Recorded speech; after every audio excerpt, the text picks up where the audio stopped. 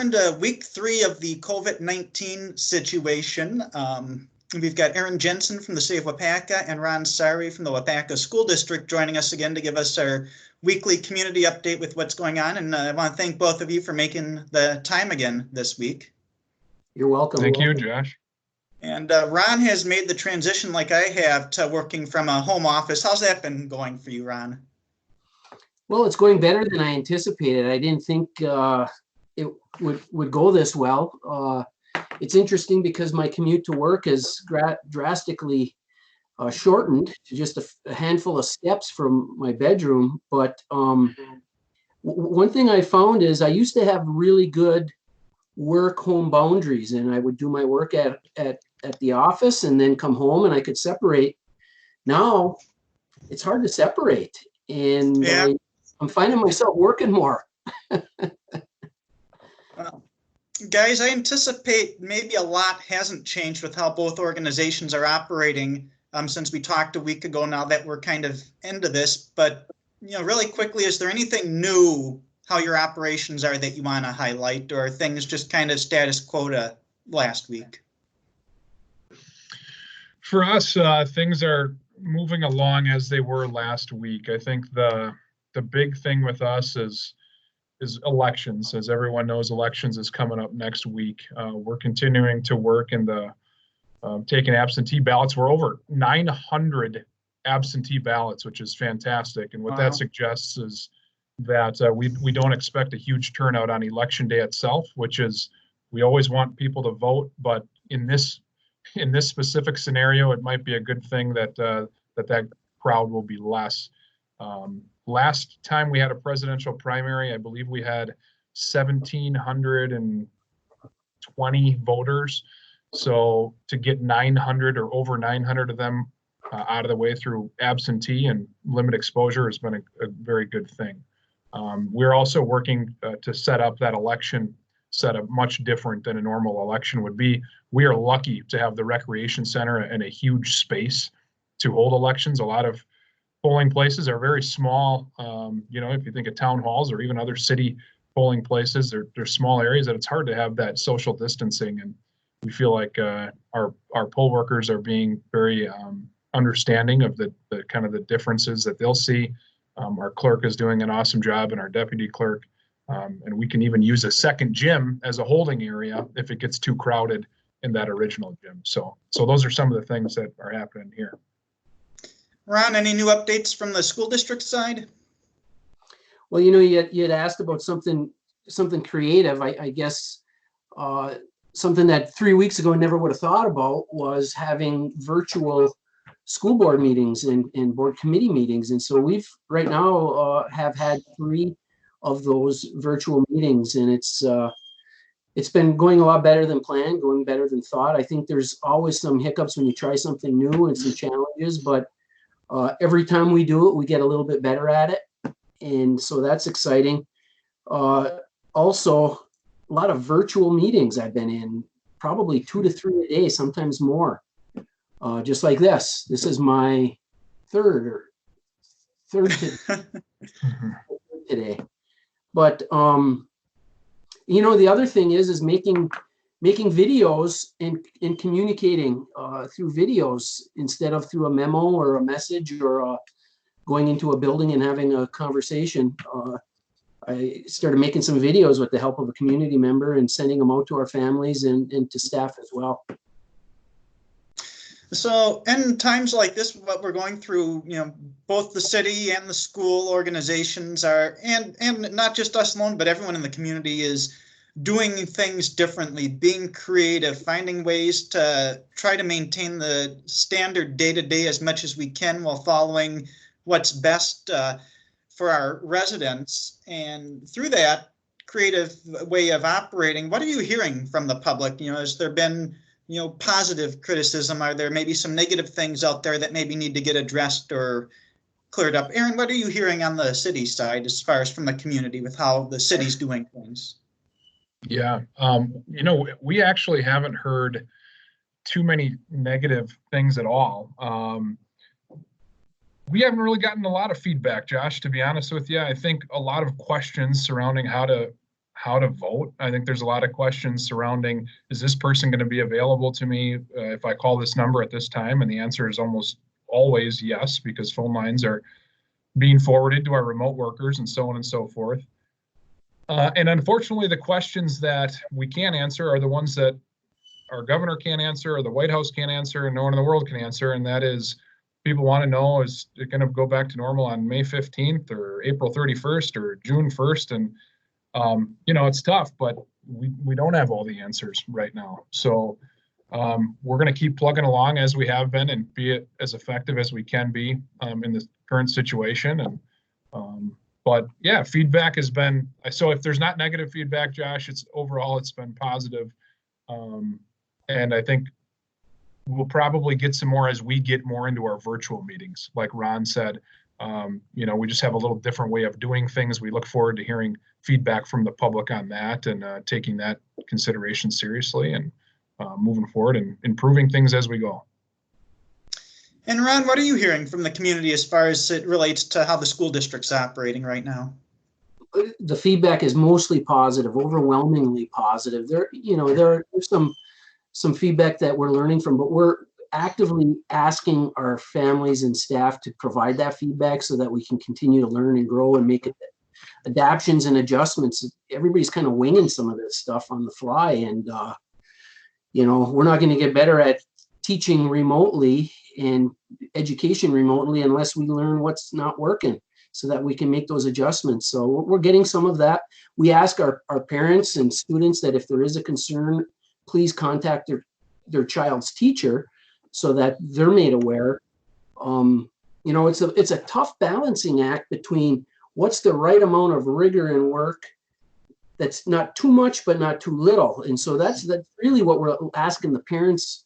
And so far, the parents that I run into or that have contacted me have been very complimentary in that regard. So we're happy.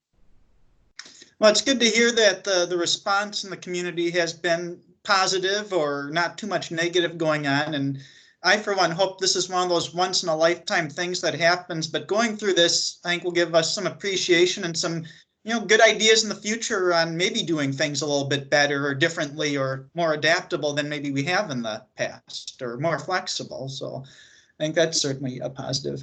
I'd like to close up the conversation by kind of talking about, what's next or what some of the needs are for both organizations. It's hard to predict how long or if anything major happens, but, over the next week or so, what is your biggest need or what do you kind of see going on next? And I'll go back to you, Aaron, to answer that first. Okay, sounds good. So over the next, and I've talked to this a little bit already, but our virtual meetings are starting tonight with our Plan Commission meeting and then City Council on next Wednesday after elections. We have a practice meeting for all council and committee members on Thursday night tomorrow from 5:30 to 6:30. So we'll see how that goes. I'm confident it will go fantastic.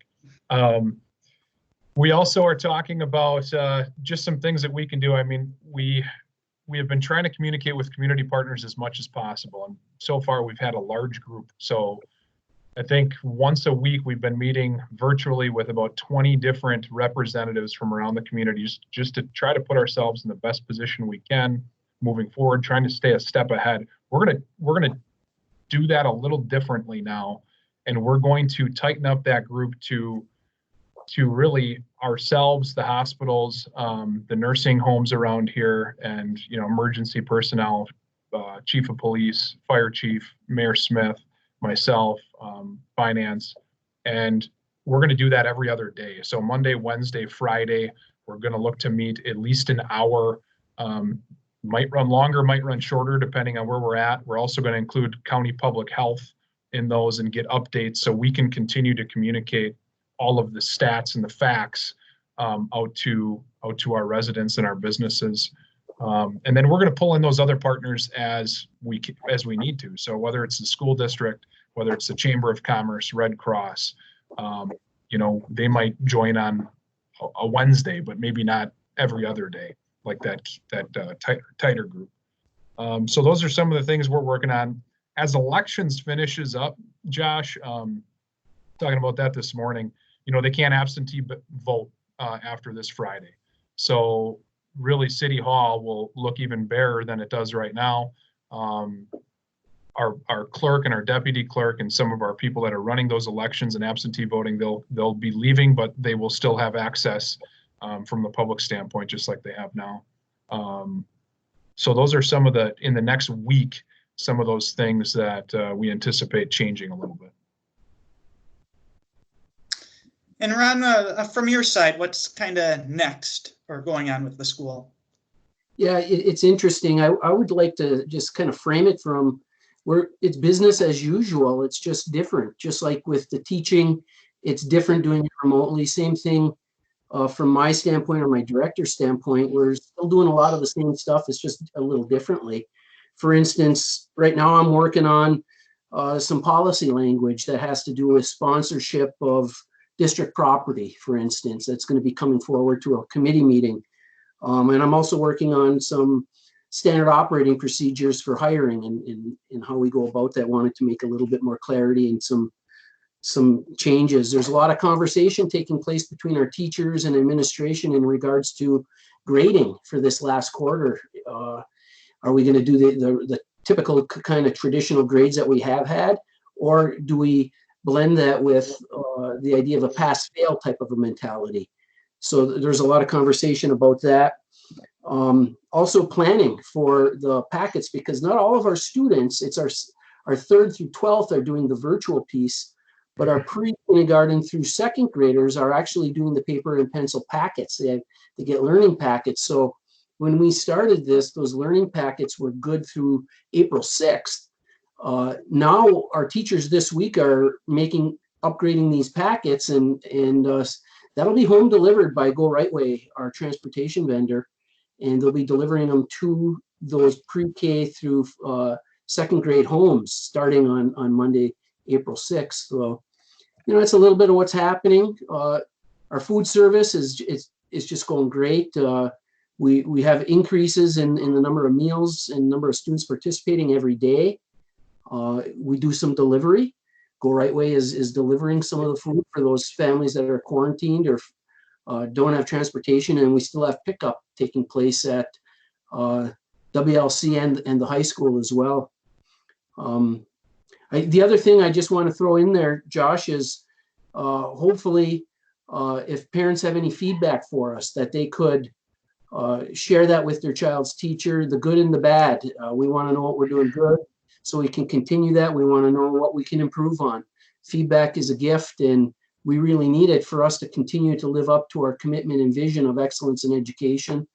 And then the final thing is we ask that parents or students not try to send back any physical documents of any of the work, that they can just take a picture with their smartphone of whatever that document is and email it to their child's teacher.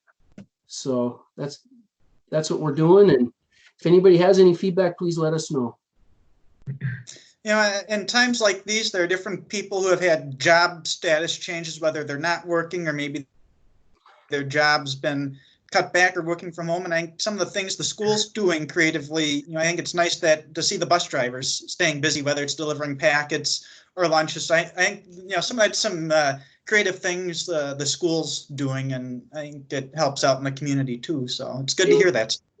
Yeah, we're so proud of our staff. Even though the drivers are no longer part of the district, officially they're employees of Go Right Way, but we still think of them as our own employees, and they're doing a tremendous job. And so is our food service, our custodians, maintenance, our secretaries, our aides, our teachers. We're just so pleased. And the parents with the students are doing an excellent job as well. So it's just a community effort. We're all in this together, and we're very pleased, Josh. Well, Ron, Aaron, I appreciate you making the time. And as long as there's new info to get out there, we'll hopefully continue these weekly updates as long as there's something to talk about. And again, appreciate you guys making the time. You're welcome. Thank you. Yeah, thank you, Josh. Thanks.